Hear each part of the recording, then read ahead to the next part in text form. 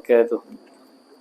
إلى حضرة النبي المصطفى محمد صلى الله عليه وسلم وعلى آله وأصحابه وأزواجه وذرياته وأهل بيته أجمعين شهد لهم الفاتحة.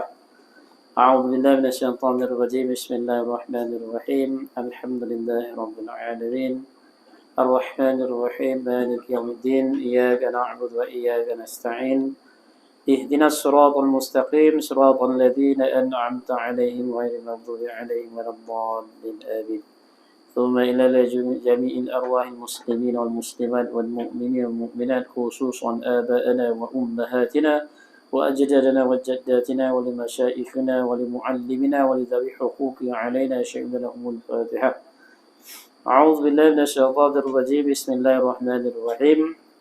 الحمد لله رب العالمين الرحمن الرحيم مالك يوم الدين إياك نعبد وإياك نستعين اهدنا الصراط المستقيم صراط الذين أنعمت عليهم غير المغضوب عليهم ولا الضالين آمين. وخصوصا إلى مصنف هذا الكتاب شيخ حسين نصير بن طيب الفاتحة.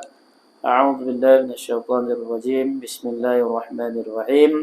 الحمد لله رب العالمين الرحمن الرحيم مالك يوم الدين إياك نعبد وإياك نستعين اهدنا الصراط المستقيم صراط الذين أنعمت عليهم غير المغضوب عليهم ولا الضالين آمين. أعوذ بالله من الشيطان الرجيم. بسم الله الرحمن الرحيم. الحمد لله رب العالمين اللهم صل صلاة كاملة وسلم سلاما تاما على سيدنا محمد الذي تنحل بالعقد وتنفرج به الكرب وتغضى به الحوائج وتنال به الروائب وحسن الخواتم ويستسقى الغمام بوجه كريم وعلى آله وصحبه في كل لمحة ونفس بعدد كل معلوم لك. اللهم افتح علينا حكمتك وانشر علينا من خزائن رحمتك يا أرحم الراحمين. اللهم رب اشرح لنا صدورنا ويسر لنا أمورنا واحلل عقدة من ألسنتنا يفقه أقوالنا برحمتك يا أرحم الراحمين.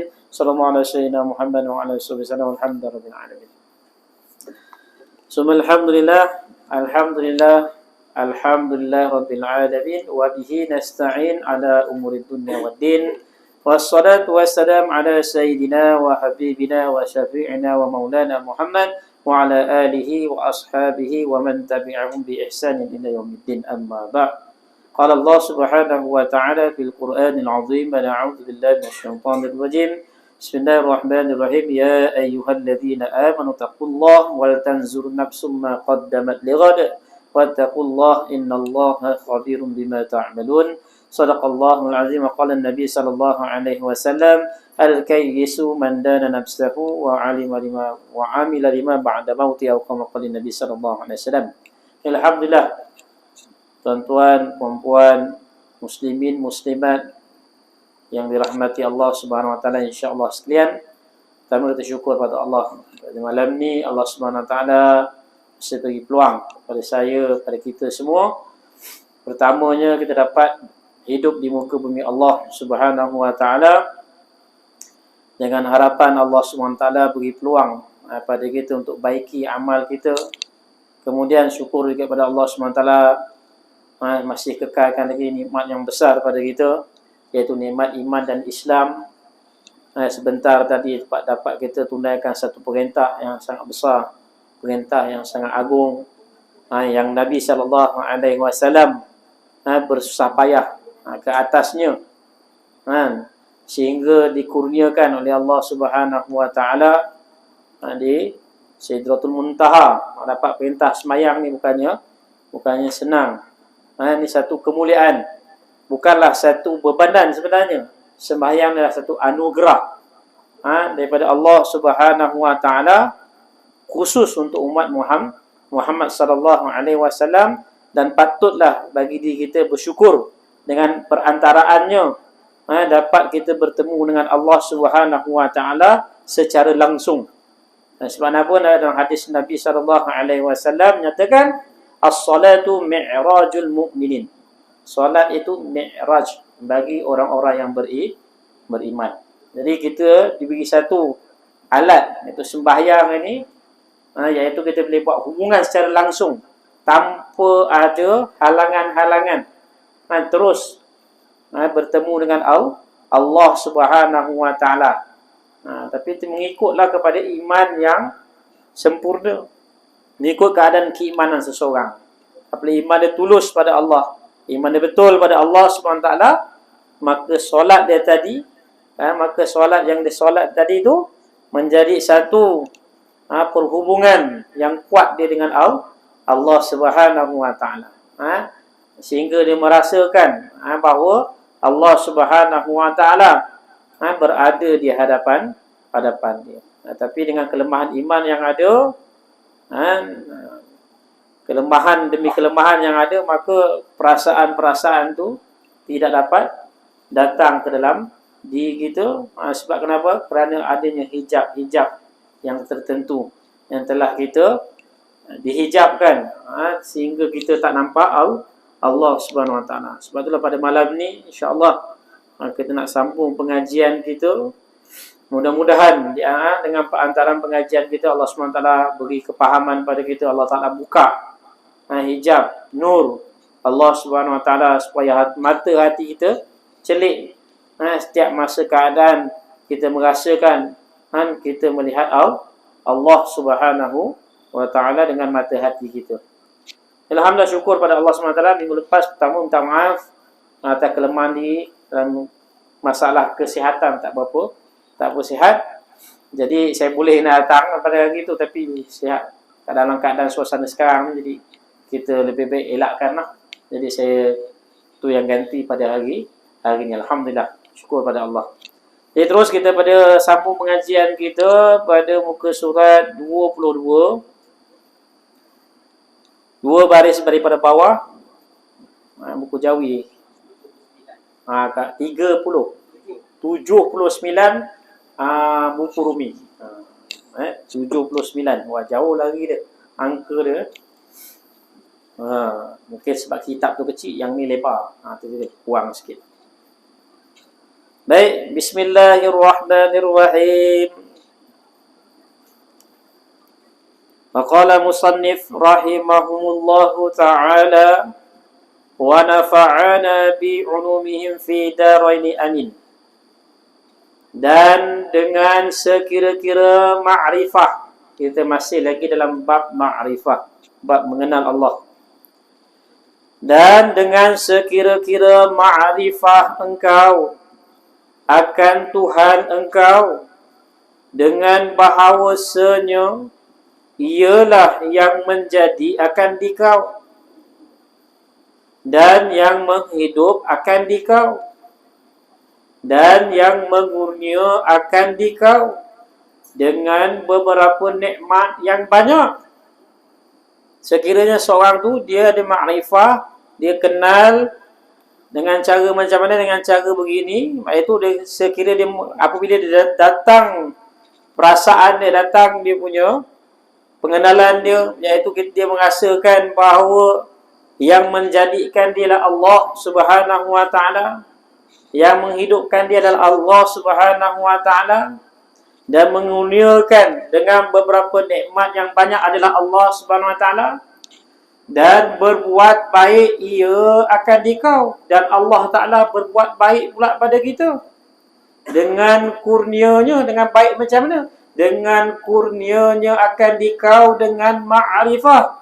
Dengan sebab nikmat itu Allah Ta'ala beri kita pengenalan kepada Allah Subhanahu Wa Ta'ala. Ma'rifah tu, ma'rifah akan dia, kenal akan dia, dan kemudiannya dengan dah dapat kenal dengan dia, kemudian dan dihiasi akan zahir engkau dan batin engkau bagi khidmat akan dia. Allah SWT hiasi kehidupan kita ni, sama ada segi zahiriyat kita ni ataupun batiniyat kita ni, semuanya Allah Ta'ala jadikan, Allah hiaskan kehidupan kita ni adalah semata-mata Allah Ta'ala gerakkan untuk mengabdikan diri kita kepada Allah Subhanahu Wa Ta'ala, iaitu kita menundukkan hawa nafsu kita, kita mengabdikan diri kita di hadapan Allah Subhanahu Wa Ta'ala, dan dilepas akan dikau. Allah Ta'ala lepaskan akan kita dan dimerdekakan akan dikau. Allah Ta'ala merdekakan kita dengan kurnianya, daripada diperhamba akan dikau oleh nafsu engkau. Allah Ta'ala pelihara kita. Dan Allah bebaskan kita, Allah lepaskan kita, sehingga kita tidak terikat dengan sesiapa saja, khususnya iaitu kepada nafsu kita. Sebab kita dah kenal Allah kan, sebab kita kenal Allah, maka Allah Ta'ala bebaskan kita daripada apa? Daripada terikat dengan hawa nafsu kita. Dan dimerdeka akan dikau dengan kurniaannya daripada diperhamba akan dikau oleh nafsu engkau dan ahli engkau, iaitu keluarga kita. Kan ada orang disibukkan dengan keluarga, tapi pasal dikenal Allah dengan sifat rahim Allah, Allah Ta'ala bebaskan dia daripada gangguan-gangguan daripada ahli keluarga kau, ahli keluarga kita. Dan harta kita pun Allah bebaskan daripada, walaupun harta yang banyak, walaupun harta yang membukit, sedikit pun tak mengganggu hubungan kita dengan Allah Subhanahu Wa Ta'ala. Dan dunia engkau, dan segala urusan duniawi kita, sedikit pun tidak menyukarkan kita untuk buat hubungan dengan Allah SWT. Dan syaitan engkau, iaitu musuh kita, maka pada ketika itu dapatlah berhadap engkau dengan Allah Ta'ala pelihara tadi semua nafsu kita, musuh kita, dunia kita, harta kita. Allah Ta'ala pelihara kita, dapatlah berhadap engkau dengan kuliat. Apa tu kuliat? Kuliat tu yang 6 tu. Apa dia? Memelihara agama, memelihara diri, memelihara akal, memelihara nasab, memelihara kehormatan, dan memelihara harta. 6 kuliat ni dipanggil. Dan berhadap engkau dengan kuliat tadi, yang 6 kuliat tadi, engkau kepada Tuhan engkau. Hingga kasih engkau akan dia, sehingga datang sifat cinta kita pada Allah SWT. Kenapa? Dah tidak ada. Kita tidak disibukkan dengan benda-benda lain. Hati kita, diri kita ni hanya disibukkan dengan Allah Subhanahu Wa Ta'ala. Sehingga datanglah sifat kasih kita. Datang kecintaan kita kepada Allah Subhanahu Wa Ta'ala. Maka dinamakan akan hal, iaitu keadaan itu, keadaan yang semacam itu, hal ma'rifah engkau, dan keadaan kau mengenal sebegitu keadaannya, maka makrifah engkau itu mahabbah, iaitu kasih. Apabila kita datang perasaan begitu, kita tengok kita tak disibukkan, walaupun dunia kita, walaupun kita nampak orang lain nampak pada kita, walaupun orang lain nampak pada pandangan kita, kita ni satu orang yang sibuk, kan? Dengan bekerja ni nampak macam sibuk, kan? Tapi ada masa untuk Allah, kan? Nampak orang tengok kita sibuk, kita satu orang yang mungkin yang berharta, kan? Harta banyak, apa banyak, tapi sedikit pun kita tak dilalaikan oleh Allah Subhanahu Wa Ta'ala. Ahli keluarga pula ramai, mungkin kita ada anak ramai, keluarga ramai, sedikit pun keluarga tu tak mengganggu kita untuk kita beribadah pada Allah sentiasa. Terpacak je 5 waktu ada je, walaupun anak dia ramai, walaupun kerjanya sibuk, walaupun hartanya banyak dan sebagainya, walaupun dia dengan berbagai-bagai macam duniawi, atau kita nampak dia memang sibuk, duniawi dia memang sangat-sangat sibuk, tetapi masa tu Allah Ta'ala telah lapang kepada dia. Tak pernah tinggal pun sembahyangnya 5 waktu di masjid, tak pernah tinggal amalan-amalan sunat dia, istiqomah dalam amalan sunat, zikir dia, Quran dia, tak pernah dia tinggalkan. Kan? Ini tanda sebenarnya, inilah sebenarnya tanda satu orang dia dah datang sifat kasih dia kepada Allah Subhanahu Wa Ta'ala, dan Allah Subhanahu Wa Ta'ala kasih kepada dia. Kan sifat orang beriman kan? Wallazina amanu asyaddu hubban lillah. Dan orang yang beriman tersangatlah kasih ia kepada Allah Subhanahu Wa Ta'ala. Tetapi masih lagi kita disibuk-sibukkan dengan perkara tak dapat lagi seperti mana yang diceritakan oleh Syekh ni, maka sebenarnya kita masih jauh lagi. Hubungan kita dengan Allah tu sebenarnya semakin jauh lagi. Cinta tu cinta juga, tapi cinta yang tak sejati lagi. Apabila orang yang cinta sejati ni, dia sibuk macam mana sekalipun, dia akan memberi masa, ruang kepada siapa yang dia kasihinya. Macam satu orang lah, siapa yang ada pengalaman dalam percintaan. Kalau dia dah tahu kekasih dia, sekian ni jam, mesti kamu akan jumpa saya kat sini. Maka dia setiap masa dia akan tengok jam. Setiap masa dia akan tengok jam. Tengok dah dia janji pukul 3, padahal baru pukul 9 pagi, kan? Kejap-kejap tengok jam, baru pukul 9 pagi. Kan, tengok, jam lambat betul lah. Dia merasakan jam tu lambat betul pukul 3 petang. Ada orang yang betul-betul dia datang kasihnya sehingga dia tak boleh tidur malam. Semata-mata nak jumpa kekasih dia. Semata-mata nak berjumpa dengan kekasih dia. Inilah sebenarnya hal keadaan yang sebegini yang kita kena timbulkan diri kita kepada Allah sebenarnya. Tak sabar-sabar nak jumpa Allah. Buat kerja sikit je dah tengok jam. Ni duha ni. Nak jumpa Allah. Sikit. Ni aku belum zikir lagi. Sebab nak jumpa Allah. Setiap masa keadaan, dia sentiasa risau dia. Dia rasa risau. Takut dia tak dapat jumpa Allah. Ini orang yang betul-betul dah datang makam mahabbah, iaitu kasih cinta kepada Allah. Ini yang kita kena wujudkan sebenarnya. Kan? Apabila kita dapat perkara ni, maka apa saja perintah yang berbentuk wajib tak ada cerita. Apa saja perintah Allah, walaupun yang berbentuk sunat sekalipun, maka tidak lagi memberati diri kita. Seperti mana yang berlaku kepada para anbiya alaihimus salatu wassalam, serta orang yang mengikuti jejak langkah mereka. Sahabat-sahabat radhiyallahu anhum ajma'in. Mereka sanggup bersusah payah kerana apa? Kerana Allah Subhanahu wa taala. Ini yang kita kena usahakan. Cara kaedah dia macam mana kita kena lihat. Yang jadikan kita siapa? Allah.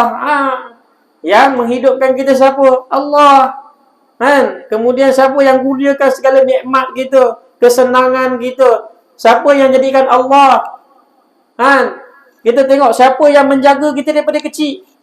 Allah sebenarnya. Kalau Allah tak bubuh sifat kasih sayang kepada umat kita, tantah kita kena dihimbahnya. Dibalingnya, dicampak kat mana-mana. Sebab sifat kasih sayang tu Allah yang bubuh. Sifat kasih sayang tu Allah yang bubuh dekat ibu bapa kita. Bukan ibu bapa kita yang ada sifat kasih sayang tu. Allah yang bubuh.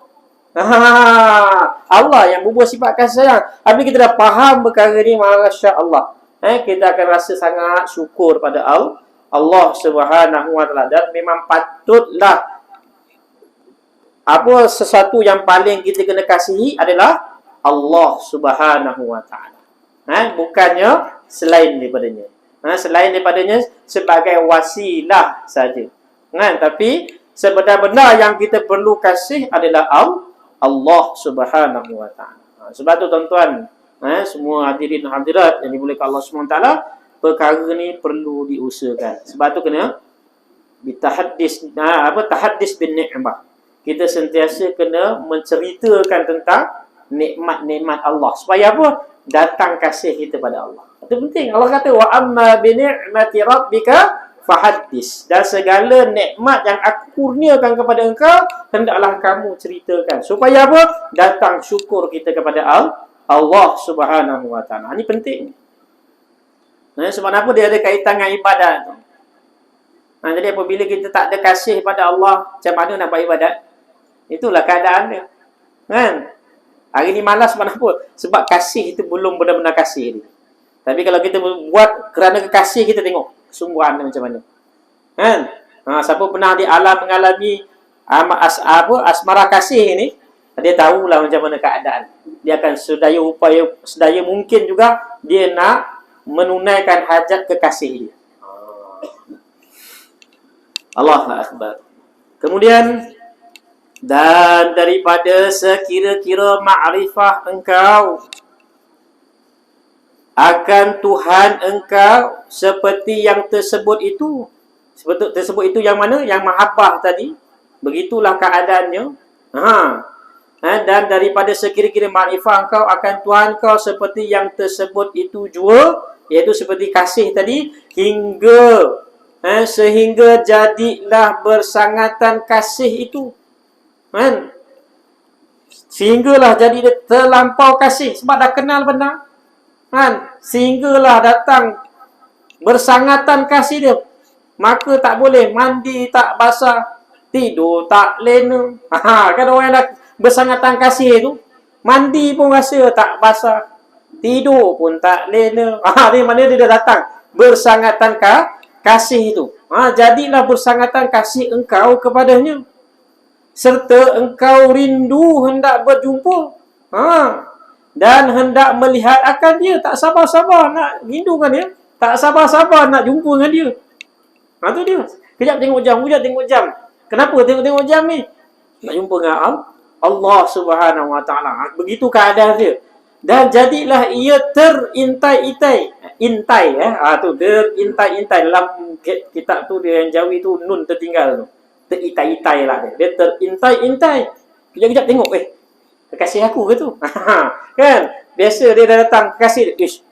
Dia ke? Macam terbayang-bayang pula. Macam pernah tengok cerita Piramli kan? Apabila datang dia punya penyakit angau dia tu. Kan? Datang pula gambar dia. Datang pula kekasih dia. Cerita apa tu? Mandu 3 kan? Tengok pula. Baring dia tengok. Terbayang-bayang pula. Kasih dia teringat-ingat. Macam gitu. Pergi mana nampak dia. Pergi sini nampak dia. Pergi sana nampak dia. Pergi mana-mana nampak je. Walaupun bukan rumah dia, tetap nampak si dia tu. Datang angau tu. datang dia terintai-intai tu. Dan teringat-ingat engkau akan dia. Sentiasa teringat aja. Tak boleh makan pun tak selera dah. Asyik ingat dia je. Kenyang jadi ada lauk yang sedap. Kambing selalu kalau baling kambing golek ke depan dia tu, janganlah. Memang licin. Tapi pada hari tu pasal dia dah tersangat kasihnya kepada Allah, hilang selera dia. Kenyang dia. Tak apa kau makan lah. Kenyang aku. Biasa tak berlaku. Pernah berlaku. Saya pun pernah berlaku. Turun. Pasal kita dah kasih, kenyang lah. Tengok macam pengantin. Pengantin, apabila makan berdamai tu, udang keruk ke, udang cangkuk ke, udang apa ke, kotam crab ke, lobster paling ke depan dia. Tak ada dah kenyang. Makan 2 sudu je. Aliklah. Yang untung bapak pengantin serta rombongan-rombongan pengantin tu yang untung. Dia dah tak selera lagi sebenarnya apa? Dah teringat-ingat dia tu je. Kan? Dia teringat dah hingga kenyang dia. Sehingga dia terasa kenyang. Teringat-ingat engkau akan dia. Padahal tiada engkau lupakan dia sekelip mata sekalipun. Padahal kau tak ada pun lupa dia. Kau memang dah tahu. Dia pun tahu kau lihat, kau sayang kat dia.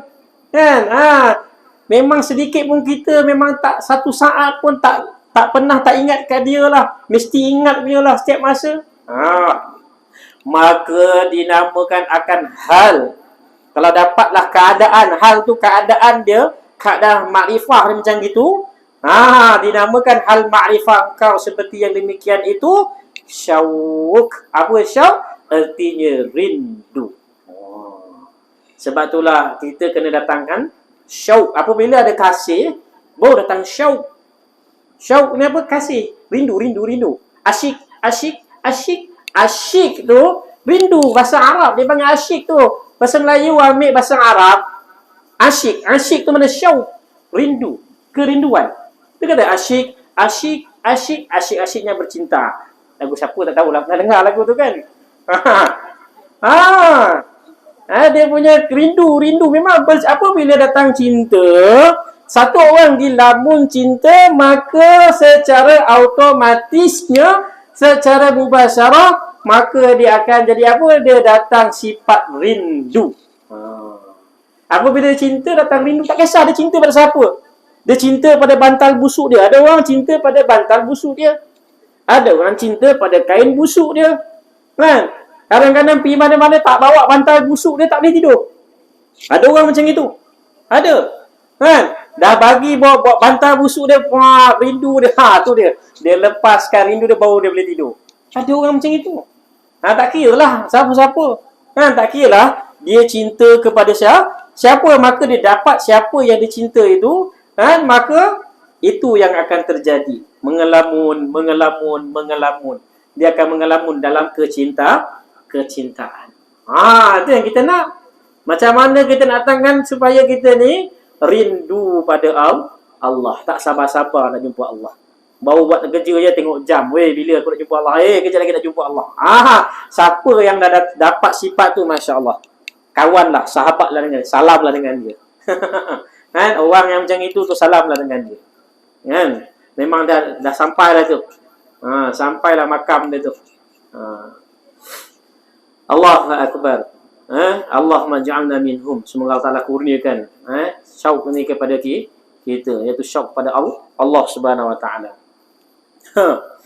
Kemudian, dan daripada sekira-kira ma'rifah akan Tuhan engkau, seperti yang demikian itu, demikian yang mana, demikian syauq kita, datang kasih, kemudian datang rindu tadi, yang demikian itu jua, serta, maka kita sertakan pula ingin engkau akan hasil satu nikmat.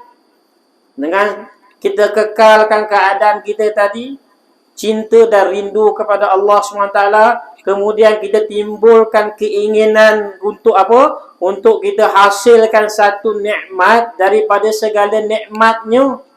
Mana segala nikmatnya? Contohnya seperti satu maqam. Maqam ni tempat, satu kedudukan.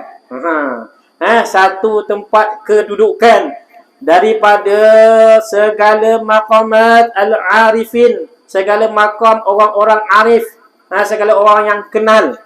Macam kita lah, kita nak letakkan macam mana kekasih kita, letakkan kita di sisi kekasih kita, kedudukan kita ni kepada kekasih kita, macam mana dia nak letakkan tu.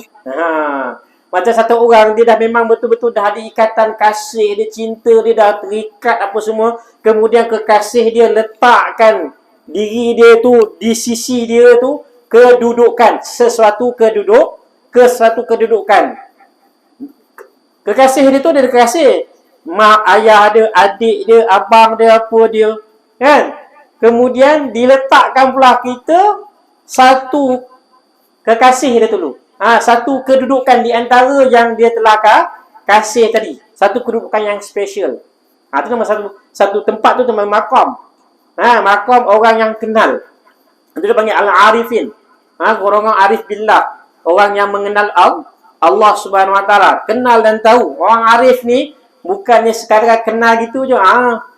Saya kenal dah tu. Bukan sekadar cakap gitu je kenal. Bukan sekadar rupa je dia kenal. Bahkan daripada hujung rambut sampailah hujung kaki, semua je dia kenal betul-betul. Secara tafsili. Dia kenal satu demi satu. Ni orang arif ni betul-betul. Dia kenal betul-betul. Maka dia kata apa? Seorang tu dia kekalkan sifat dia tu, perasaan dia tu, kasih dia kepada Allah, rindu daripada Allah, kemudian keinginan untuk hasilkan satu nikmat daripada segala nikmat, seperti satu maqam daripada segala maqamat al-arifin, atau satu hal, iaitu satu keadaan daripada segala ahwal, yakni keadaan-keadaan mereka itu yang saniyah ataupun sunniyah, kebiasaan. Kebiasaan apa? Sunniyah dia, sunnah dia. Kebiasaan, maknanya segala ahwal mereka itu yang kebiasaannya. Yang kebiasaannya yang di dalam mengelamun cinta kepada Allah. Seperti mana golongan-golongan al-arifin. Seperti mana golongan-golongan orang yang kenal pada Allah. Keadaan itu seperti kebiasaan keadaan orang yang telah sampai pada maqamat tersebut. Atau hasil nikmat. Atau dia pun hasil daripada satu nikmat. Atau jauh daripada bala. dan seksa, maka dinamakan hal ma'rifah engkau yang demikian itu raja'. Artinya apa? Harap. Apabila datang sifat kasih, datang sifat rindu, mestilah dalam hati ada harap kepada Allah Subhanahu Wa Taala supaya cintanya berbalas. Mesti dalam hati dia ada harap pada Allah. Dia dah tahu dah. Yang lain semua tadi semua tak boleh bagi manfaat, tak boleh bagi mudarat. Yang boleh bagi manfaat, yang bagi mudarat adalah Allah. Yang menjadikan Allah, yang menggerakkan semua, yang mengaturkan kehidupan ada Allah. Sehinggalah datang kasih dia kepada Allah dan rindu kepada Allah, maka akan datang pula pengharapan kepada Allah supaya cinta dia tu diterima oleh Allah Subhanahu Wa Taala. Itu yang paling besar sekali. Apabila cinta seorang hamba diterima oleh Tuhannya.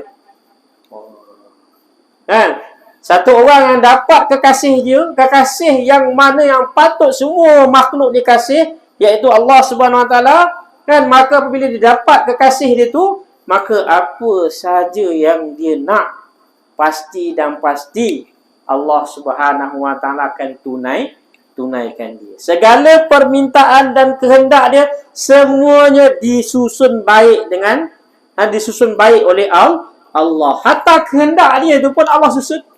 Bukan kita. Kita tak ada apa-apa. Sebab Allah kata, Masya Allahu kana wa man lam yasha' lam yakun.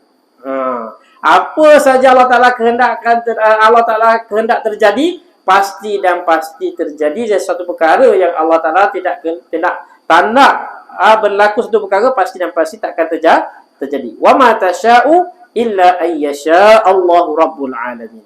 Dan tidak adalah seseorang itu mempunyai kehendak illa ayyasha Allahu Rabbul Alamin, melainkan semuanya kehendak daripada Allah SWT. Apabila Allah Subhanahu Wa Taala susun kehendak kita ni bersesuaian dengan keredaan Allah Subhanahu Wa Taala, maka kehidupan kita akan menjadi bahagia seperti mana kehidupan para anbiya alaihissalam, walaupun dalam penderitaan, tetapi mereka hatinya bahagia seperti Nabi SAW. Walaupun Nabi SAW buat dakwah di Taif, dipaling dengan batu, ditimpa dengan musibah sekali mana pun, Nabi tidak peduli. Dalam hati Nabi kata, aku tidak peduli. Sekiranya engkau tidak marah kepada aku tidak peduli. Aku akan teruskan juga. Setiap kekasih ni mestilah dia ada pembuktian kecintaan dia. Mesti ada buktinya. Kamu kata kamu cinta pada aku, mana bukti? Kata nak kahwin dengan saya, mana buktinya? Cincin pun tak bagi. Kan? Pinang datang jumpa mak ayah pun tak ada. Mana buktinya? Mesti ada bukti. Kan? Begitu juga kita dengan Allah Subhanahu Wa Taala. Kamu kata kamu cinta kepada aku, mana pembuktiannya? Itu ujian-ujian yang didatangkan. Sebab tu orang yang betul-betul lebih dikasih pada Allah, sebenarnya ujian dia lagi besar. Ujian dia lagi besar. Sebab tu kita tengok ujian yang paling besar. Nabi kata, asyadun nasi bala al-anbiya. Orang manusia yang paling disusah payahkan adalah para anbiya alaihissalatu wassalam, summa amsal. Kemudian orang yang semisal dengan mereka, siapa yang mengikut jejak langkah nabi-nabi mereka, begitulah mereka akan dapat. Sebab tu Nabi SAW, seorang sahabat berkata dengan Nabi SAW, kan, ya Rasulullah, aku cinta kepada engkau. Maka Nabi kata, kau betulkan, kau fikir dulu apa yang kau nak cakap. Nabi kata, kau fikir dulu apa yang kau nak cakap. Maka kata, ya Rasulullah, aku betul cinta pada. Nabi kata, kamu fikir lagi. Kamu fikir apa yang telah kamu cakapkan.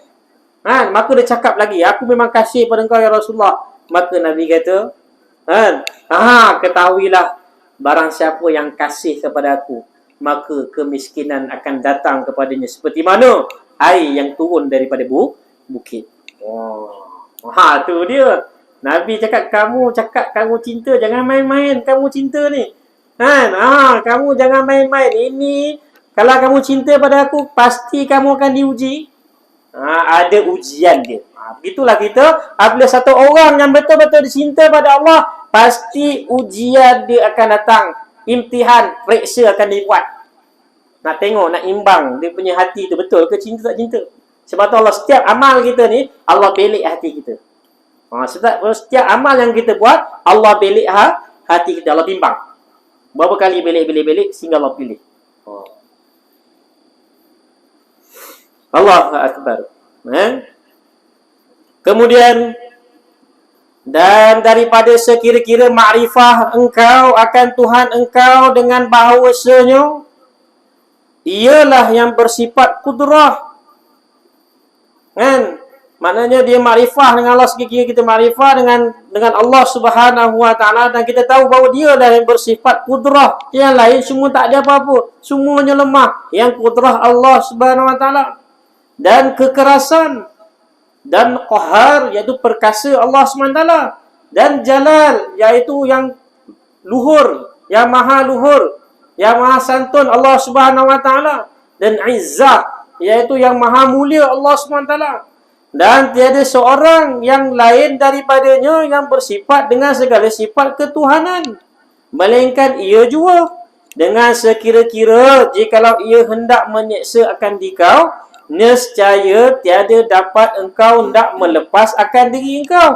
Kita tahu seorang tu, dia dah tahu dah Allah memang yang maha berkuasa. Dialah yang memiliki kekerasan. Dialah yang maha perkasa. Dialah maha luhur. Dialah maha mulia. Sekiranya kalau datangkan sesuatu perkara, sama ada nak menyusahkan atau nak menyenangkan sedikit, satu orang pun tak boleh nak tahan daripada segala kehendak-kehendak Allah. Fa'alul lima yurid. Dan Allah Ta'ala boleh perbuat apa yang Allah nak. Dia faham begitu. Maka kalau Allah Ta'ala kata nak seksa akan diri engkau daripada seksanya, kita tak tahu, memang kita tak akan terlepas. Dan tiada dapat orang yang lain daripada engkau hendak menolong akan dikau. Memang siapa pun tak boleh tolong. Kita dah faham dah. Memang sekiranya Allah nak datangkan satu bahaya, satu orang pun tak boleh nak selamatkan kita. Dan menolong akan dikau daripadanya. Dan dengan sebab yang demikian itu, demikian kita faham tadi. Dah tahu dah memang sekiranya kalau Allah berbuat sesuatu pada kita, kita tak mampu nak elak, tak mampu tak nak tolak, nak mampu nak terima dan sebagainya. Kita dah faham sedemikian itu. Datang haibah. Apa haibah? Datang rasa kehebatan. Kehebatan Allah tu datang pada kita. Terus kita tahu, nampak kehebatan Allah tu haibah. Kita panggil hebat. Kan? Hebat ni ambil daripada kata ni lah, haibah. Haibah tu kehebatan tu. Kegerunan kita kepada Allah. Kita tengok, memang takut, memang gerun. Datang perkara tersebut. Kita dah tahu dah, kita dah tak boleh elak dah apa-apa saja ketentuan yang Allah tentu pada kita. Kita sedikit pun tak boleh elak. Kita dah tahu dah, nampak dah kehebatan. Satu kuasa pun tak boleh nak alang. Dan ketakutan engkau daripadanya. Pasal dah nampak dah kehebatan dia tadi, datang takut dia kepada Allah Subhanahu Wa Taala akan sebagai takut yang tiada hilang ia. Tak ada hilang ia daripada engkau. Sehingga kita takut tu tak hilang. Cemas kita, memang kita dah tak tahu siapa nak tolong kita. Hanya Allah saja yang boleh tolong kita. Maka dinamakan akan hal ma'rifah engkau seperti yang demikian itu. Yang tadi itu nampak haibah, ketakutan dan sebagainya tadi, itu khawuf, artinya takut. Itu penting. Dan kita kena ada rasa khawf, takut kepada Allah, harap dan takut. Sebab itulah Nabi SAW, Nabi sehingga Nabi ajar doa kita apa? Allahumma inni a'udzubika biridha. Allahumma inni a'udzubika minka. Ya Allah, aku berlindung kepada engkau daripada engkau. Aku berlindung kepada engkau daripada engkau. Nabi ajar doa tu. Itu dalam riwayat Muslim. Itu hadis sahih tu. Itu dalam riwayat Muslim. Nabi SAW minta berlindung kepada Allah daripada Allah. Ha. Daripada Allah tu maksudnya apa? Daripada ketentuan Allah terhadap kita. Seorang pun tak tahu apa ketentuan kita selepas ni, tak tahu. Sama ada baik ke buruk ke, kita tak tahu. Apakah jenis-jenis ujian? Minta berlindung. Minta berlindung maknanya apa? Minta Allah SWT beri kita kejayaan dalam ujian tersebut. Sekiranya diuji dengan ujian yang hebat, ujian yang susah, Allah Ta'ala beri kejayaan pada ujian tersebut. Seperti mana yang berlaku pada diri-diri sahabat radhiyallahu anhum ajma'in. Perjanjian Hudaibiyah berapa lama? Kan? Berapa lama kemudian ada berapa lama yang tak makan sahabat dengan Nabi SAW kan? Ada tak makan sehingga 30 hari tak makan. Ada. Sehingga Nabi tengok ingat punya susahnya tak makan dengan sahabat. Lupa saya nama seorang sahabat kan. Dia lapar. Dengan Hazrat Bilal radhiyallahu an. Nabi berlapar selama 30 hari yang ada sebiji kurma dikepit dekat ketiak Bilal, kemudian dicubit. Apabila rasa terlapar, lapar sangat, cubit sikit makan. Punya susahnya dalam ujian tersebut. Ini ujian. Allah Ta'ala beri kejayaan pada ujian tersebut. Begitu juga dengan perjanjian Hudaibiyah di pulau dan sebagainya. Ujian yang besar. Allah Ta'ala beri kejayaan kepada orang yang beriman. Allah nak test. Allah nak test. Ujian dia bukan sekejap. Lama. Ujian ni lama. Sebab tu kali ni kita baru sikit je kena ujian, dah tak tahan dah. Baru kena ujian demam 1 hari, tak tahan dah. Lagi-lagi kalau kena go out, memang go out daripada rumah terus. Go out pergi mana? Go out pergi Genjit lah. Jumpa doktor, tak tahan doktor, Genjit lah. Kan? Baru ujian sikit aja. Berbanding dengan ujian-ujian yang telah dilalui oleh para anbiya alaihi wassalatu wassalam dan orang yang mengikut jejak langkah mereka lebih hebat lagi. Ni dia. Allahu akbar. Lama sikit tak apa kan? Ke tak boleh?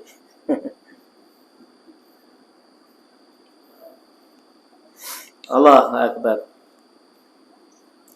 Dan dengan sekira-kira ma'rifah engkau akan Tuhan engkau pada tiap-tiap zaratul wujud. Zaratul wujud, iaitu setiap zarah yang wujud ini, iaitu dengan bahawasa engkau. Dengan bahawa engkau musyahadah. Musyahadah apa? Menyaksikan. Penyaksian tu. Musyahadah. Maka engkau musyahadah akan Tuhan engkau. Maka kau bersaksi akan Tuhan engkau dengan mata hati engkau. Bukan dengan mata ni. Mata hati. Jangan cakap orang kata, aku nampak Allah. Kan nampak Allah melalui apa? Aku nampak dengan 2 biji mata aku. Boleh kita panggil dia satu orang pendosa. Setengah ulama' mengatakan, satu orang apabila dia melihat Allah, dia buat kenyataan bahawa saya telah melihat Allah di alam yang nyata ni dengan 2 mata saya. Bolehlah panggil dia satu orang pendosa. Tetapi apabila kalau dia kata, aku lihat Allah dalam mimpi aku, harus berlaku. Ulama' mengatakan harus berlaku. Tapi kalau nampak dengan 2 mata dia nampak Allah ni, 2 mata dia nampak zat Allah apa semua ni, boleh dikatakan dia sebagai seorang pendosa. Jadi dia kata, sebab tu saya kata ni, musyahadah engkau, bersaksi engkau Tuhan engkau dengan mata hati. Basariyah tu, mata hati engkau pada tiap-tiap kaun. Kaun ni apa? Setiap ciptaan Allah. Kejadian-kejadian tu nama kaun. Setiap kejadian-kejadian yang engkau lihat akan dia, setiap ciptaan Allah yang kau lihat akan dia dengan mata kepala engkau.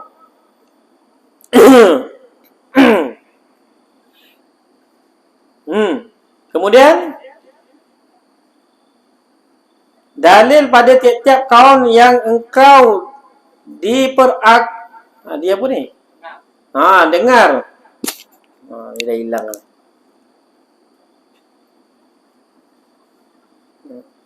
Pada tiap-tiap kaum yang engkau dengar akan dia dengan telinga engkau, Dan tiap-tiap kaun yang engkau rasa akan dia dengan lidah engkau. Dan pada tiap-tiap kaun, iaitu ciptaan Allah SWT yang engkau dapat akan dia dengan pencium. Pencium engkau. Dan pada tiap-tiap kaun, iaitu ciptaan Allah SWT yang engkau sentuh akan dia dengan persentuhan badan engkau. Dan pada tiap-tiap kaun, iaitu kejadian, ciptaan Allah SWT yang engkau terlintas akan dia dengan hati engkau. Iaitu bahawa engkau musyahadah, iaitu melihat pandang dengan mata hati. Bersaksi engkau dengan mata hati engkau akan sekalian yang tersebut itu. Ada ia atas kelakuan yang engkau dapat akan dia dengan segala panca indera engkau yang Allah jadikan kita panca indera kita yang 5 tu, dengan sebab perantaraan dia kita dapat menyaksikan dengan mata hati kita akan ada kewujudan Allah yang maha kuasa, yang maha menjadikan, yang maha mengatur alam ini. Yang tersebut itu dengan diada akan dia. Kalau dibaca kitab ni, dada. Diada. Diada akan dia oleh Tuhan engkau. Dan mustahil ia ada dengan sendirinya. Sekali-kali. Yakni engkau musyahadah akan Tuhan engkau yang berbuat segala perbuatan pada segala hal yang tersebut itu. Tiada sekali-kali yang lain daripadanya yang tersebut pada azalinya dan pada abadinya, pada abadnya atau abadinya, maka dinamakan hal ma'rifah engkau yang demikian itu musyahadah, iaitu bersaksi, penyaksian kita. Mata hati itu. Kan ainul yaqin dipanggil kan? Ainul yaqin. Yang paling besar sekali hakul yaqin. Hakul yakin ni seperti mana Nabi SAW naik ke Sidratul Muntaha, berjumpa dengan Allah Subhanahu wa taala. Hakul yakin. Paling tinggi hakul yakin lah. Bawah ada sikit ainul yakin. Allahu akbar. Kemudian dia kata apa lagi? Itulah dinamakan dia musyahadah. Bila kita nampak semuanya perantaraan panca indera kita ni yang Allah Taala beri, deria, penciuman, pendengaran, penglihatan, rasa kecap, dengan perantaraan panca indera yang Allah Taala beri pada kita, dan kita merasakan bahawa kita bersaksinya bahawa kewujudan Allah Subhanahu Wa Taala, itulah dipanggil musyahadah. Iaitu penyaksian. Bukannya senang nak dapat tu. bukan senang.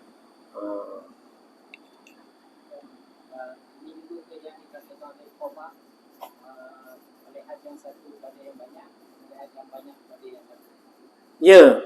Mana pengimbangan akal fikiran kita tu. Wahdatul wujud. Betul.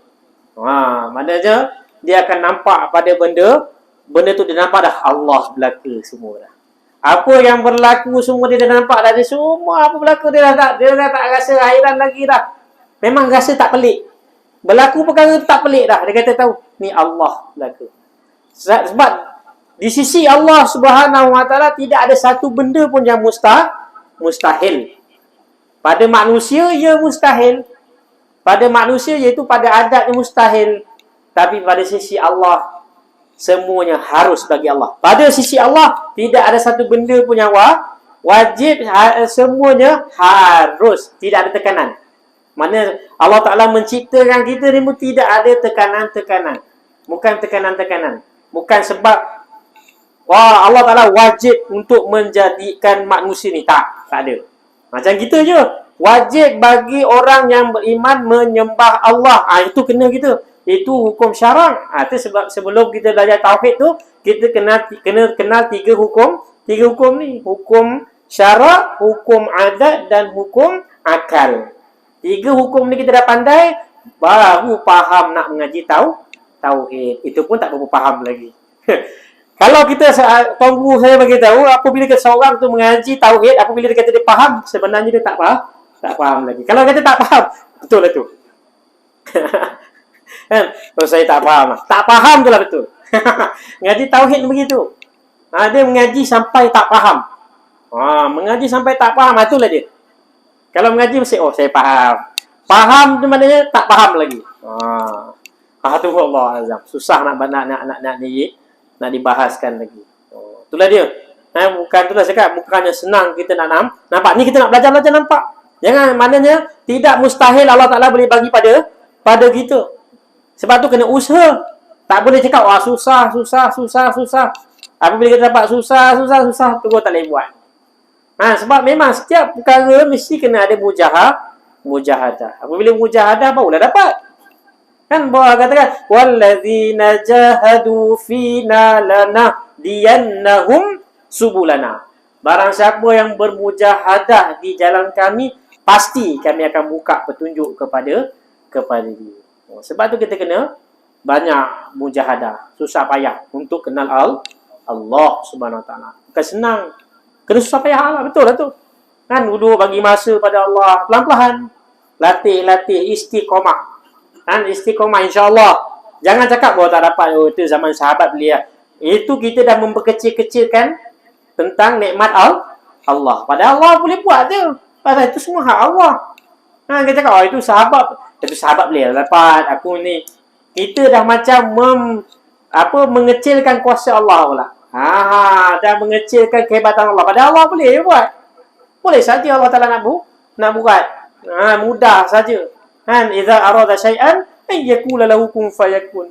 Mudah sangat bagi Allah. Tapi kita perlu buat latihan. Itu yang penting, kena buat latihan, lazimkan latihan. Dah habiskanlah baca sikit lagi. Biar masuk tajuk baru lepas ni. Habiskan. Kemudian dia kata apa lagi, dan sekiranya jikalau dikekal oleh Allah Subhanahu Wa Taala akan makrifah engkau yang demikian itu, yang demikian apa, yang musyahadah tadi, dengan taufiknya, semuanya daripada taufik Allah SWT. Dengan sekira-kira dijadi akan terlupa engkau dalam hal yang demikian itu akan barang yang lain daripada Allah. Allah yang jadi Allah yang lupakan kita daripada perkara-perkara lain ni, semua Allah yang lupakan. Yang bermula sekalian yang demikian itu yang bangsa akan dia. Yang dibangsa akan dia kepada zauq. Zauq ni apa? Rasa. Sebab tu saya marah kat Kuala Lumpur tu. Dia bubuh disco tu nama zauq kat jalan Tok Razak tu kan. Boleh pula disco tulis bahasa Arab zauq. Tak tahulah dia bubuh kan belum. Mana punya Arab begitu tu. Zauq ni istilah tak kena betul. Zauq ni perasaan. Nak rasa. Zauq. Dia pergi letak nama disco zauq. Teruk betul. Sekarang dah memang teruk. Jadi itu dinamakan zauq, iaitu satu perasaan, satu rasa. Yang dibangsakan kepada zauq iaitu rasa, artinya perasaan yang bangsa maknawi. Maknawi ni apa? Makna yang jenis tak nampak. Benda yang tak, bukannya hisi, bukannya jirim ni. Dia jenis bangsa maknanya. Perasaan ni bangsa makna. Siapa nampak cinta kat saya? Cuba tunjuk kat saya. Saya cinta kepada kamu. Mana cinta tu? Tunjukkan. Cinta ni maknawi, tak nampak. Tak nampak. Tapi dia sungguh. Tak nampak, tapi dia sungguh. Dia perasaan. Perasaan ni satu benda yang tak nampak. Marah. Satu orang marah. Dia tu marah. Mana marah tu? Itu muka dia. Mana marah? Marah tu bangsa maknawi. Cinta tu bersama bangsa maknawi. Tak nampak, tapi sungguh dia ada. Tu bangsa maknawi.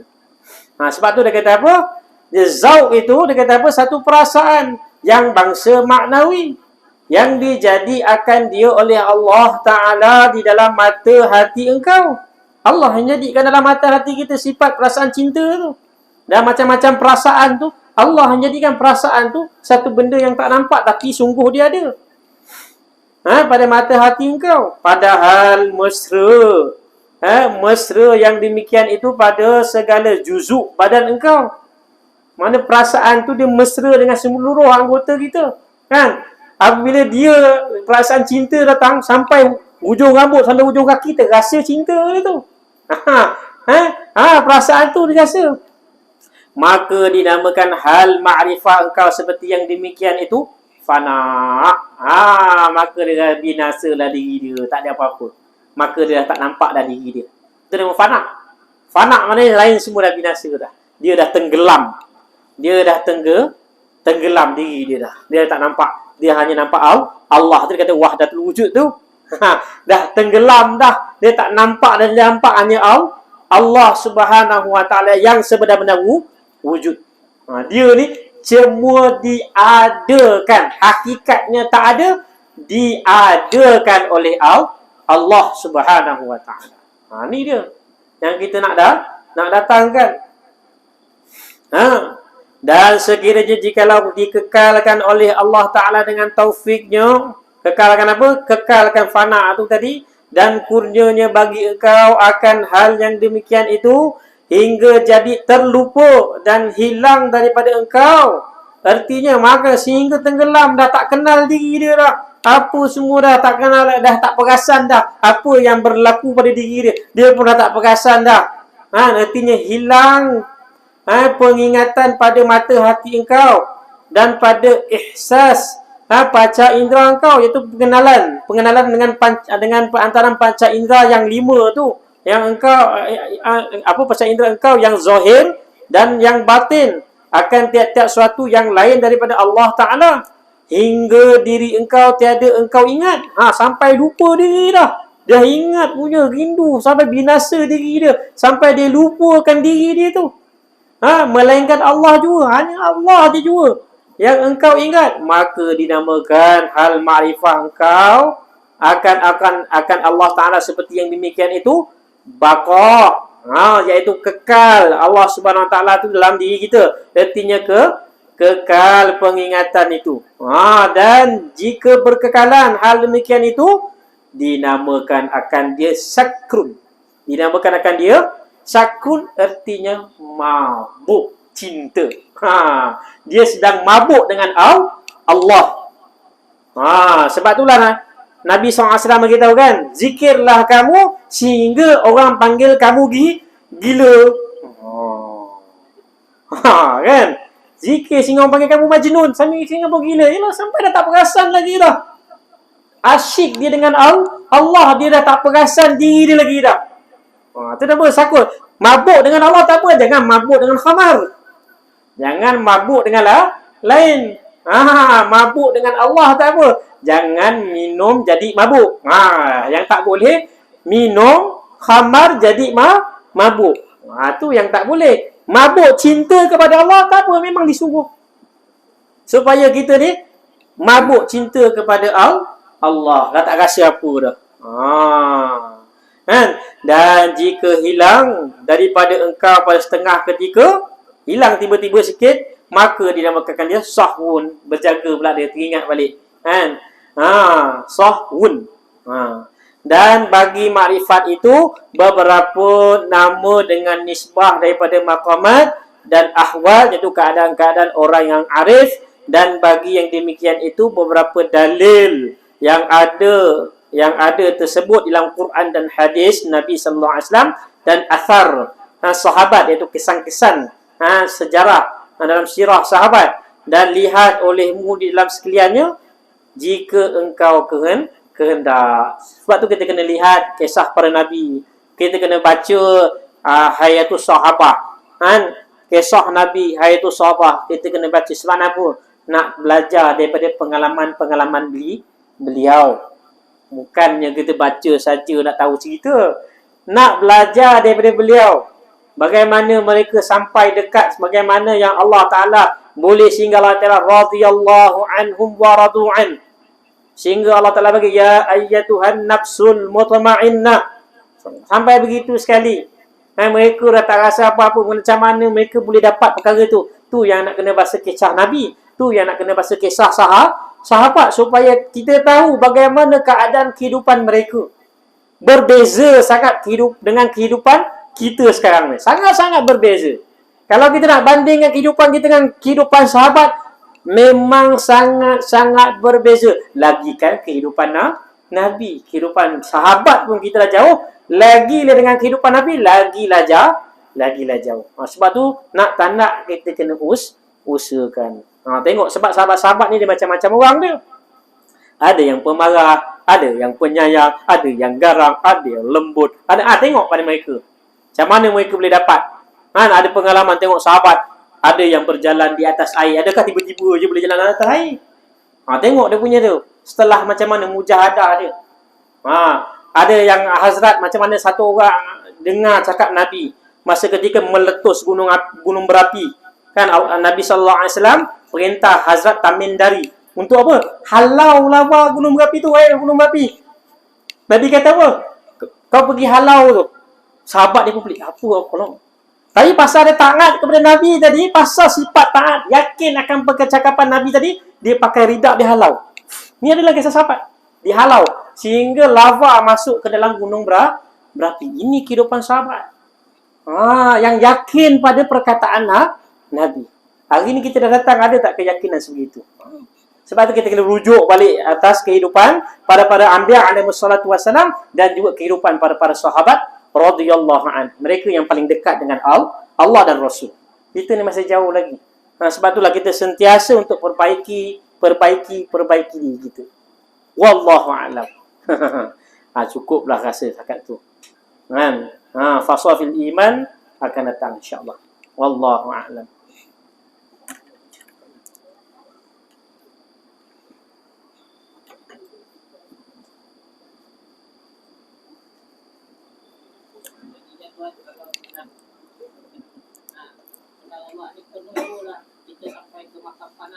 Iyo. Mesti kono. Kalau tidak kita duduk dalam mahkamah yang sama je. Tak ada peningkatan. Sebab tu mujahadah demi mujahadah perlu dibuat. Sebab agama ni mujahadah. Selagi mana kita tidak ada mujahadah dalam agama, selagi tu kita tak akan dibukakan kepahaman. Sebab agama ni memang susah payah, bukan senang-senang nak dapat. Tak ada. Agama ni perlu ada pengorbanan. Bukan tak ada, Allah Ta'ala boleh buat, boleh bagi saja. Tapi kualitnya, kebiasaan dia kita lihat, semua nak dapatkan agama, banyak sekali mujahadah perlu dibuat. Apabila mujahadah kita buat mujahadah susah payahkan diri kita untuk kenal Allah, insya-Allah. Apabila dengan kehendak Allah Ta'ala berkehendak, Allah bagi kepahaman kepada kita. May yuridillah faqihu fiddin, kan? Sekiranya Allah Ta'ala menginginkan kebaikan seseorang tu, Allah Ta'ala akan faqihkan kepada dia. Sebab tu kita kena usaha lah. Kena harap pada Allah. Nangis pada malam. Ada tak buat amalan nangis? Tak ada lagi kan? Kena buat amalan nangis. Saya pergi saya keluar dulu di Bangladesh. 4 bulan saya kat Bangladesh. 4 bulan makan kunyit. Makanan dia, ya Allah. Memang kalau cerita pasal makanan, memang boleh kuning lah, boleh baik. Tapi dia baik, boleh kawan dengan Negeri Sembilan lah sebab kunyit dia. Dengan tambah santan dia. Kan? Tadi saya ada satu tempat saya pergi, satu amalan. Satu tempat tu, satu amalan kat satu madrasah tu, murid-murid dia malam dekat atas bumbung. Dia dekat masjid dia, atas tu bumbung, atas tu simen. Bumbung dia tu bumbung batu. Simen kan. Musim panas dia pagi malam kat atas tu. Ada yang sebahagian tu menangis je kerja. Tak ada kerja lain. Dia dah nangis tu. Setengah jam, sejam nangis. Bahasa Bangla. Ya Allah, kabul Koren. Koren yang saya dengar dia. Bahasa Bangla. Menangis je kerja dia. Tak ada buat apa. Setengah jam, 1 jam menangis. Kalau kita balik pada sirah kehidupan sahabat, kita tengok ada sahabat-sahabat memang amalan yang menangis setiap amalan Nabi sallallahu alaihi wasallam, amalan menangis. Ini yang amalan kita tinggalkan. Amalan yang telah kita buat lagi menangis. Sebab tu kita kena menangis. Menangis kurang. Kan Nabi kata berdoalah menangis. Kalau tak boleh nangis, buat nangis. Nabi suruh buat. Ini amalan yang kita tinggalkan. Tapi kalau anak kita meninggal, mak kita meninggal, kawan kita meninggal, artis pilihan kita meninggal. Kan? Menangis mata dia kan. Tapi yang malas nak menangis kita dengan pasal kelemahan-kelemahan yang kita ada, kita tak wujudkan. Macam mana? Sebab tu kita ni jauh sangat. Orang yang dekat dengan Allah, semua mereka banyak menangis depan Allah. Dan banyak saya keluar kesan, saya dah banyak perubahan berlaku dalam diri. Salah satu amalan yang saya pernah istiqomah lah amalan menangis. Memang terasa menangis. Balik sini pun orang tengok muka lain macam. Roh menangis tu. Amalan ni dia ada cahaya. Amalan agama ni cahaya. Setiap amalan yang kita buat akan timbul cahaya pada jasad kita. Yang orang lain nampak cahaya. Walaupun muka berjerawat banyak tapi cahaya dia. Tu nak cahaya. Sebab amalan agama ni cahaya. Sebab tu kita nak, sebab tu hari ni kalau kita nak kena hidupkan balik sirah kehidupan para sahabat, sebab mereka yang dekat dengan Nabi dan Allah, kita boleh belajar dengan mereka. Lagi dia cakap, Nabi tu Rasul pilihan daripada Allah, dia tak bercakap melainkan semua percakapan dia Allah wahyukan, kan? Tapi ini sahabat, mereka dulu pun pernah hidup dalam kejahilan. Kenapa mereka boleh dapat? Sebab tu hari ni kita kena rujuk kisah sahabat juga. Bagus tengok siapa yang ada baca buku kisah sahabat. Sebenarnya buku tu dibaca je. Hadis kan ada buku kisah sahabat, baca ke? Tengok kita nak baca pengorbanan dia. Dengan pengorbanan tu lah barulah kita rasa, baru tahu macam ni.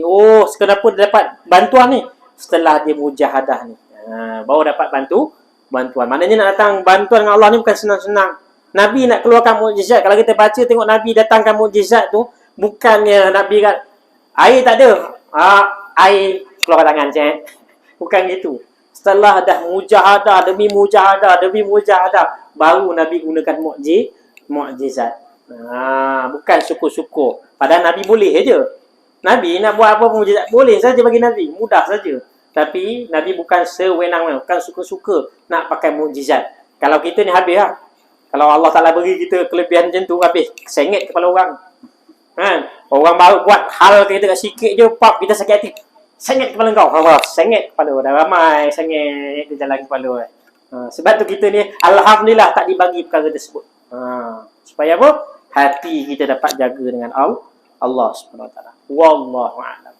Bismillahirrahmanirrahim. Rabbana zalamna anfusana wa illam taghfir lana tarhamna lanakunanna minal khasirin. La ilaha illa anta subhanaka inna minadh dhalimin.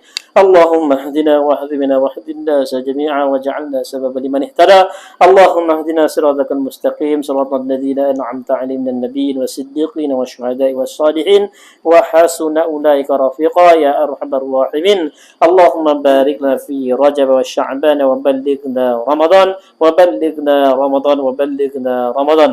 Sallallahu ala sayyidina Muhammadin wa ala alihi wa sahbihi ajmain. Subhana rabbika rabbil izzati amma yasifun wa salamun ala al-mursalin walhamdulillahi rabbil alamin. Taqabbalallahu minna wa minkum.